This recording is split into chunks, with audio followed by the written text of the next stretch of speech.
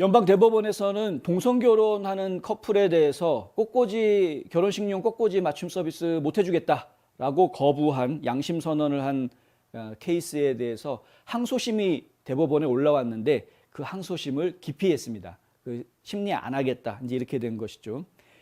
결국 이 소송을 제기했던 앨런 플라워스의 소유주 베로넬 스터츠먼, 이 사진에 보이시는 이분인데, 이 스터츠먼 같은 경우에는 결국 캘리포니아주에서 떨어진 결과에 따라서, 그 캘리포니아주의 법원에서 받은 명령에 따라서 이 차별금지법을 어긴 것으로, 그렇게 아마 벌금형 처분을 받게 될 것으로, 최종적으로 확정이 될 것으로 지금 저희가 그렇게 생각하고 있습니다. 연방 대법원은 기독교 신앙을 이유로 동성 결혼을 위한 꽃꽂이를 거부한 꽃집업자의 항소심을 거부하고 동성애자의 권리를 종교적 자유에 반하는 또 다른 주요 사건들을 회피했다. 로이터 통신이 이렇게 보도를 했습니다. 2018년도에 콜로라도주에서 제빵사가 이 게이 커플이 결혼식 하는데 결혼기념 케이크를 만들어 달라 했는데 그것을 거부한 적이 있었죠. 그런데 이때 대법관들은 하급법원이 워싱턴의 조치를 하급법원의 조치를 지지하자 리치랜드 시 소재는 그 스터츠맨의 항소를 외면했다. 이게 무슨 얘기냐면은, 대법원이 이번에는 스터츠맨 항소심 같은 경우에는 외면을 하게 된 이유들이 좀 몇 가지가 있습니다. 그러니까 전에 케이크 만든 그 케이스 같은 경우에는 그 케이크 제작업자가 결국에는 대법원에서 최종 승소했죠. 근데 그 승소한 상황과 그 지금 이 꽃꽂이 업자의 상황이 조금 다르다라는 것이고요. 그 콜로라도주의 주 법률과 캘리포니아주의 주 법률이 서로 차이가 있었던 것도 하나의 이제 문제가 됐습니다. 그러니까 차별금지법의 내용에 대한 부분, 이것도 하나의 문제가 됐고요.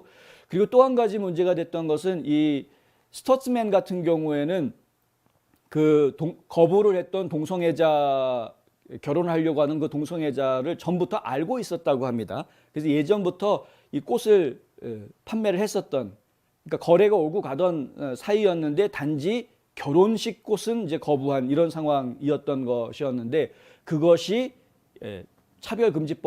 주의 차별금지법을 위반한 것으로 지금 그렇게 돼서 캘리포니아에서는 패소했던 이런 상황이었던. 그러니까 이제 이전에 제빵사하고는 조금 좀 경우가 약간 다른 그런 것들이 있었다는 것이죠. 그러니까 대법원 입장에서는 이제 이 꽃꽂이 문제에 대해서는 본인들이 심리하지 않고 하급법원에서 했던 결정을 인정하는 것으로 이제 그렇게 결론을 좀 낸 상황입니다. 2013년에 이 일이 있었다고 하는데요. 2013년에 동성애자인 로버트 잉거솔하고 커트 프리드가 둘이 이제 결혼을 하겠다 그러면서 꽃을 주문을 했는데 그걸 거부했다가 지금 이런 이제 봉변을 당하게 된 상황입니다.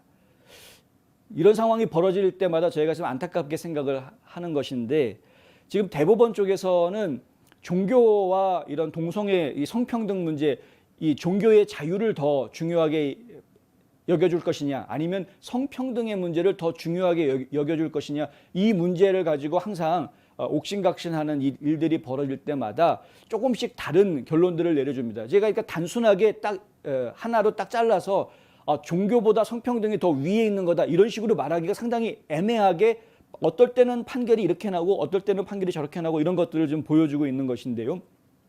근데 그때마다 그 케이스마다 그런 특수성들이 있다라는 걸 제가 이제 얘기 안 할 수가 없다. 그래서 사실은 이거를 일반화해서 확대 해석하기가 상당히 어렵다라는 이야기를 안 할 수가 없는 겁니다.